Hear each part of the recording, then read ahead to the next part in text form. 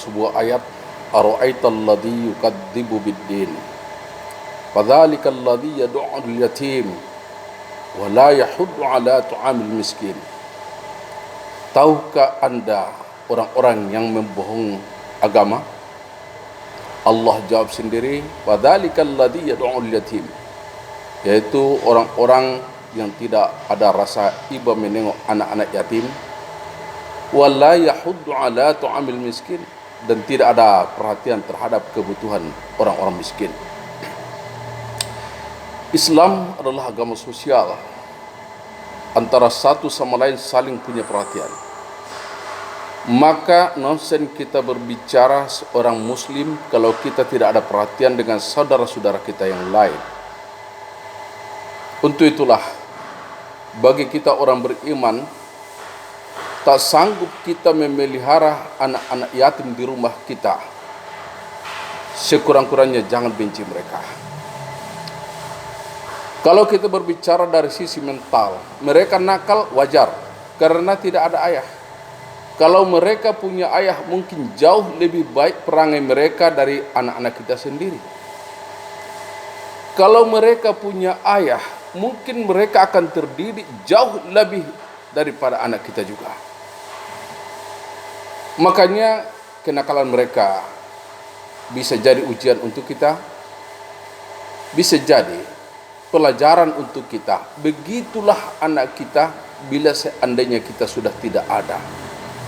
Untuk itulah bila kita temukan kenakalan anak-anak yatim, bukan kita benci, tapi doakan mereka semoga menjadi anak-anak yang soleh.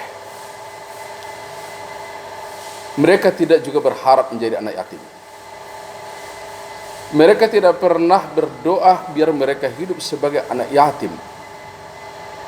Tapi begitu Allah menghendaki, mereka harus jadi seorang anak yatim. Makanya di saat mereka jadi anak yatim, kitalah ayah mereka, kitalah orang tua mereka. Karena Rasulullah di Madinah dengan bahasa kesal marah kepada sahabat-sahabat. Seketika sahabat dikumpul Rasulullah untuk mengadopsi para anak-anak yatim. Seolahnya para sahabat ini ada yang enggan untuk mengadopsinya. Dengan nada keras Rasulullah mengatakan, ana abul yatim, sayalah ayahnya anak-anak yatim. Ini peringatan untuk kita. Seandainya tak sanggup kita mengadopsi anak yatim itu pun, sekurang-kurangnya sayang mereka. Kalau betul kita orang yang beragama Islam. Kemudiannya kita perhatian pada orang-orang miskin. Miskin bukanlah harapan.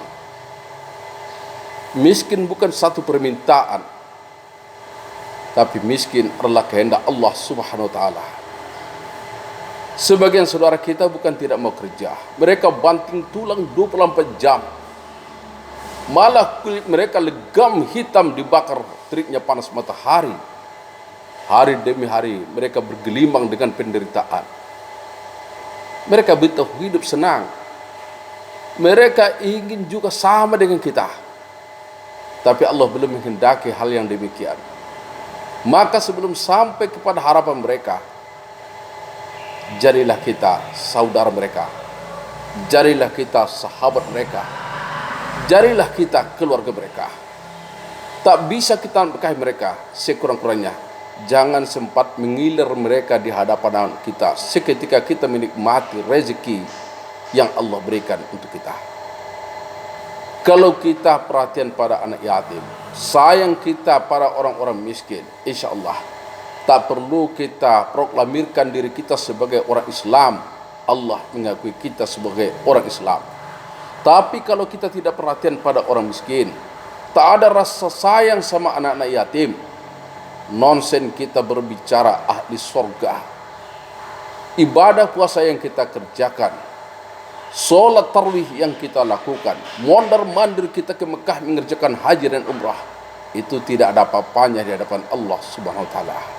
Untuk itulah buktikan rasa cinta pada anak yatim, buktikan rasa sayang kita pada orang-orang miskin, sehingga Allah mengangkat derajat kita sebagai hamba yang dicintainya. Ingat sebuah pernyataan dari Allah lewat hadis qudusi, irhamu man fil ard yarhamukum man fis sama. Kalian sayangilah yang ada di bumi, pasti Allah dan malaikat sayang juga kepada kamu. Inilah khutbah kita, semoga kita mengambil iktibar.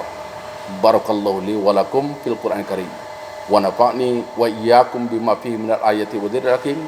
Aqulu qouli hadza wastaghfiruhu innahu huwas samiul alim.